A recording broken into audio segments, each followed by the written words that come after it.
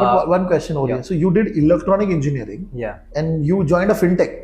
So, and why did fintech? I mean, why was that So decision? it happened so that this company visited our campus, Okay. and I had some kind of inclination towards finance, world Okay. of finance. I was enamored by a lot of financial gurus Okay. who I was inspired, including Warren Buffett, and I was Okay. reading a lot of books back then. Now you also did along with this, along with FRM, you did CQF. Yes. So my question is, why did you decided to go for it? What was the benefit that you got by doing this course? Yeah, I think that's a great question because most of the people are a bit confused over what FRM offers and what CQF offers. You have been taking interviews of Yeah. people, young people who are coming into this role. What is that one or two question that you generally ask people? Yeah. Okay, trying to judge that whether this is a good fit or not. Yeah, so I'll just give you a background of what for me what hiring process means for me.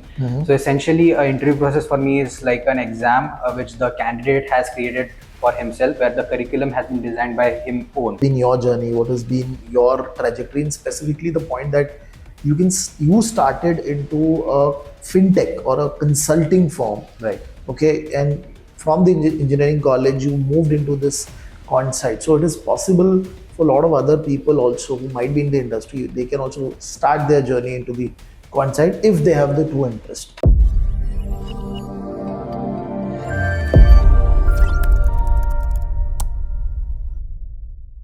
Hello guys, I hope everybody is doing good. Hi, this is Ganesh Nayak, and today in this podcast we're going to be entering into the world of quant model development, and Shreyas is going to help us to walk through that journey. Okay, so Shreyas, thank you very much for taking out time and talking to us. For the audience, if you can give a background of your journey till now, okay, where you started, what has been the education background, and then how did you move into different companies, into different roles? Okay.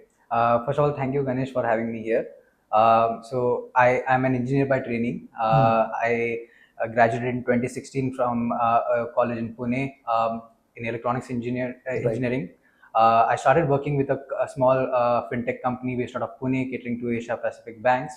There, I was part of a team which was created to initially develop a module for building pricing modules, pricing functions to price exotic derivative products. There I got a very intense understanding of how pricing models work and I got a chance to build those models from scratch. But one question over here. So you did electronic engineering, Yeah. and you joined a fintech.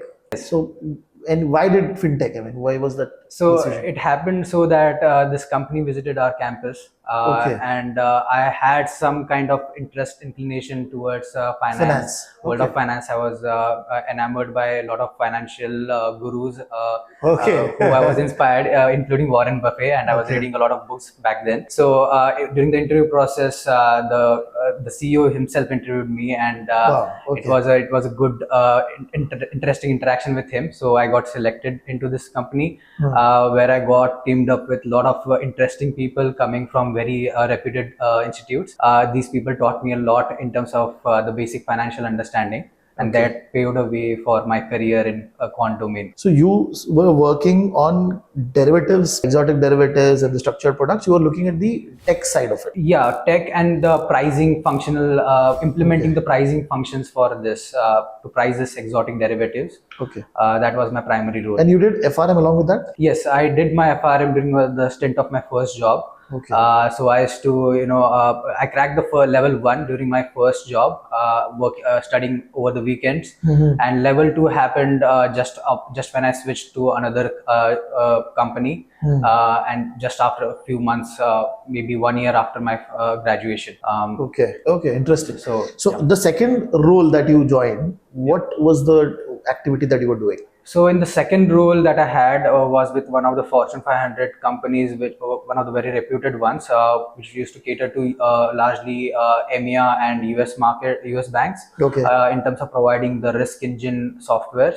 So my work there was also in quant modeling space, but largely looking at it from technological implementation side. So that gave me an immense understanding of how big software companies work, what are the workflows that they follow to build the softwares, especially the quant softwares. So that understanding helped me a lot in my next few roles. Okay, so in the second role, you were more into the risk-related software solutions for banks or international banks. Yes. So essentially, we were building risk engine, which essentially means that we were building risk models, a suite of risk models that used to measure credit risk, market risk, and operational risk as well, and churn out reports and metrics that can be used by risk stakeholders, risk managers per se, to make their insights, to make the decisions better. So till now, you are still in IT consulting. I used to be in that industry, but then I eventually moved on to investment banking roles, where I transitioned into risk strats first, and then currently I'm working in front office pricing model kind of roles. So what happens in risk stat role? So the job of a risk strat is to build models that can quantify risk that is being taken by the trading desk. Okay. So the main job of risk strats is to ensure that we are measuring the risk very effectively and very accurately, so as to understand what can we lose given a bad day happens, hits us. So VAR models. Yeah, VAR models. Shortfall models. Exactly. So all these models, we need to maintain them, we need to build them for the evolving situations that can happen. And also we need to so one of the examples could be recently after COVID, the interest rates took a negative turn, right? So some of the models could not handle that. So the job of risk strats team is to ensure that we have capabilities in our model that can handle this kind of scenarios which are occurring in real world. Okay, interesting, very good. So this team ideally sits in the risk division. Yes. Right. And from there you move towards model pricing and model development. Yes. And before this podcast, we were talking about the front office side and so can you give a brief on that? Sure. So basically the bank in itself is divided into two or three lines of defense. The first line of defense, or the first line of business as they call it, is basically the one that takes on risk, because their job is to earn returns for the bank and make money for the bank. So what happens is, in this process of taking risk, there could be a chance that a trader might go beyond his risk appetite and take on certain risks that might not be beyond the risk appetite of a bank. Right. And what happens is, the quants who are supporting these traders, they are into, because they are the pay that the quants get is coming from the revenue that the traders generate. The interests are aligned in such a way that the risk has to be taken more and more, because more the risk, more the returns, right? So this creates a kind of situation where the things can go out of hand. Now, to keep a check on this first line of business, there is a second line of business which actually puts in controls and measures the risk that is generated out of the first line of business. Okay. And gives a realistic picture to the stakeholders of the bank as to what's happening in the first line of business, whether we are taking unwanted risk, and keeps some checks and balances. Now, so just taking a pause over here. So you said that there's a quant team which is sitting with the frontline people, that means the traders, helping them to maximize their returns. Yes. Then there is one more, the middle office quant, or the back office quant, is primarily looking at how big risk is there and how the reporting is happening. Yes. Okay, interesting. Okay, because we have read about this, but in the FRM and all of this curriculum, but this is very specific to the industry, right? What is happening in the industry right now. You also did, along with FRM, you did CQF. Yes. So my question is, why did you decide to go for it? What was the benefit that you got by doing this course? I think that's a great question, because most of the people are a bit confused over what FRM offers and what CQF offers. One differentiating factor is that FRM gives you a broader spectrum of what happens within the sell side part of the financial world. Sell side is essentially the banking, banking side of the financial world. Buy side is again hedge funds and exactly. So FRM covers largely the sell side part of risk management part of the things. But it doesn't go deep into the quants. Right. But my primary interest was into getting deep into quants, and that is where I found CQF to be, a right option for me. Primarily because not just because the curriculum was good. The second thing that I liked about CQF was the professors are really good and you can interact with them. Plus, they have lifelong learning access, which you can use where you can use their resources even after the curriculum is like you're passed out of the cohort. And third thing is like the alumni effect of CQF is really, really good. So I would like to say that I landed my first investment banking job through the CQF meets. Wow. So it was really helpful for me.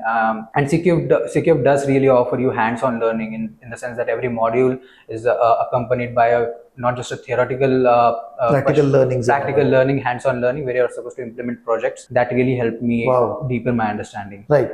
Now, so in your current role, okay, when you're looking at pricing and all, right? So in simple language, you're working with the front office, correct? Yes. And like you said, you're trying to maximize their return by also looking at the risk aspect of it. Yeah. So if somebody wants to enter into this side, what are the core skills that he or she needs? Yeah, I think again, so one of the things that we generally as a quants have seen, the people that I've worked with, they don't necessarily come from very rigid or rigorous mathematical or STEM background. Not necessarily, almost like majority of them do come from that, but there are certain people who might come from even arts background or historic BA in history background. Wow, I've seen those people. So the main thing that we see is essentially your first principles understanding, because what happens is most of us, we have access to these models, from a theoretical perspective through textbooks or some books or some videos here and there. But what happens is, think of it in this way.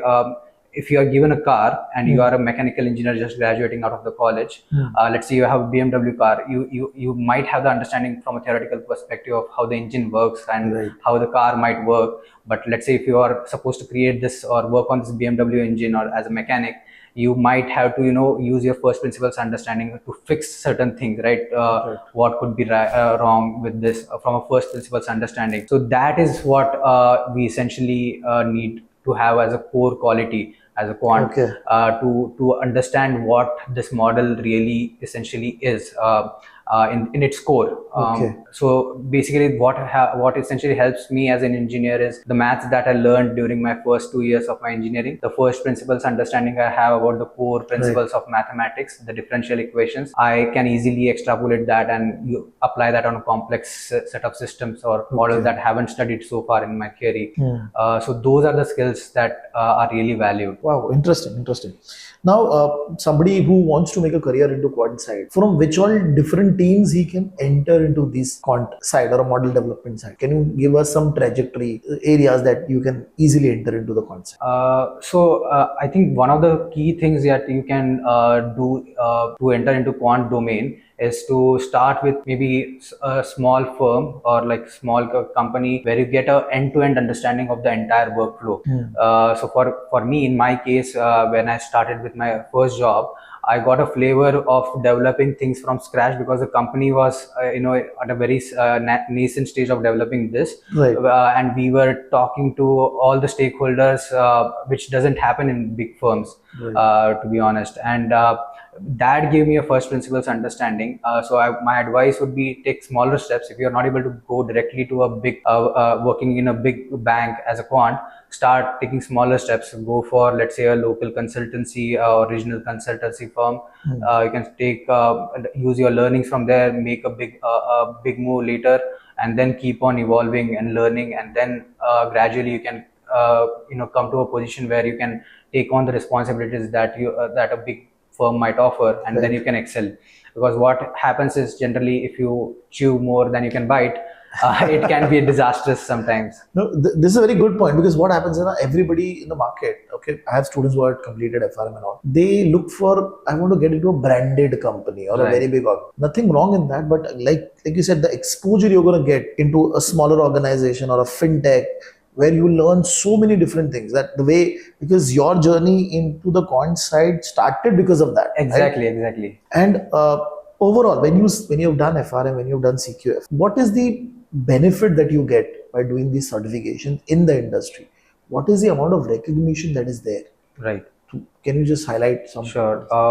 So one of the things that these certifications do offer is, like, they get your foot in the door and make you kind of a tad bit differentiated in your resume, as a signaling effect to the HR or the filtering layers that are there in most of the big banks. Apart from that, what I feel is, like, that happens in the initial days of your career. So in the initial days of your career, this certification would definitely give you an edge over the others. But what happens in later stages of your career is that the certifications take a back seat, and what's in your resume in terms of your projects, that takes a front seat. So those are the things that will be looked up by your potential hiring managers. And that is the thing, that those are the things where you need to focus on and make sure that there are good projects in your resume. And you should not completely rely on just the certifications over the trajectory of your career. And you have been taking interviews of people, young people who are coming into this role. What is that one or two question that you generally ask people? Trying to judge that whether this is a good fit or not. So I'll just give you a background of what for me what hiring process means for me. So essentially, an interview process for me is like an exam which the candidate has created for himself, where the curriculum has been designed by him own. So his resume is his curriculum. So if I'm asking something out of his resume to him, he should be able to answer that in and out. So if he is not able to answer something that he has written on his resume, that shows that he has not worked hard enough or like deep enough within that project. So that shows that he's not, how passionate he or she is about this job. So in my like whenever I take interviews, I generally focus on asking questions from the projects that he or she might have worked on, and I don't try to go beyond what is there in his resume, because I don't expect somebody to know everything that I know, because that's unfair, to be honest. So I focus on the projects that the candidate has worked on, and I try to go deep. I try to push him deep. I ask questions out of curiosity, and I test whether he has the very fundamental understanding of the problem that he has worked on. How deep he has gone, how deep he has explored. Because what happens in big banks is that you will be questioned for every single tiniest or the simplistic assumption that you make in your models. And that is where your first principle understanding will be tested to its core. And I generally hire those people who have this core understanding and who don't assume or like leave anything like unwanted out there. So he should be thorough with his own understanding. And generally people who gets into the quant side, so what background? Engineering is one background that they can. Do you find chartered accountants coming into this? Do you find MBA finance coming into it? What is the pool? So largely what I've seen is people who are passionate about building models, or like working in a field which is a bit abstract, right? Those kind of people gravitate towards these rules. So it can be that the background could be anything, as you mentioned, CA, MBAs. It's not necessary that we generally only hire from engineering or STEM background. So we look for the passion, because as glamorous as this world looks, it eventually, if you don't have the passion for working day in day out in this kind of abstract, where the things that you work with might not be as physical, in the sense like you cannot see these models, you cannot see how it's playing out in the real world. Of course, there is like implications of these models which are huge, but you don't get to see it in a physical form. So it becomes for the very difficult for you to be motivated to do this every day. And it's believe me, it's very difficult. So the glamour part of it kept aside, it's very difficult to keep on working on this models every day. So the passion for these models is something that we look for as a core quality in the candidates. Unless you have the passion, you won't be able to survive. Right. And if what is that one advice that you have got in your career that has changed your career? I think that's a great question. So one of the great advice that I had from my first mentors in my first company is to keep on learning every day. So every day for me is like what have I learned that was not with me yesterday. What is the new learning that I have today that wasn't with me yesterday? So that keeps on compounding. And because I started as an electronics engineering, I had no previous background with coding, nor neither with finance. So every single day I kept on learning tiny things over and over again, and kept on getting better at certain things, and focused a lot more on not on the wider picture, but let's say I had a short-term plan and a long-term plan. So every day I used to work on the short-term plan, one step at a time. That I think kept me focused and made me evolve over a period of time. Wonderful, Shreyas. I mean, this conversation will give a lot of students clarity in terms of what happens in the quant side, what has been your journey, what has been your trajectory, and specifically the point that you started into a fintech or a consulting firm, Right. okay, and from the engineering college you moved into this quant side. So it is possible for a lot of other people also who might be in the industry, they can also start their journey into the quant side if they have the true interest. True. Right. So Shreyas, thank you very much for taking out time. Thank you, And Ganesh. It's talking to always a us. pleasure. Thank you.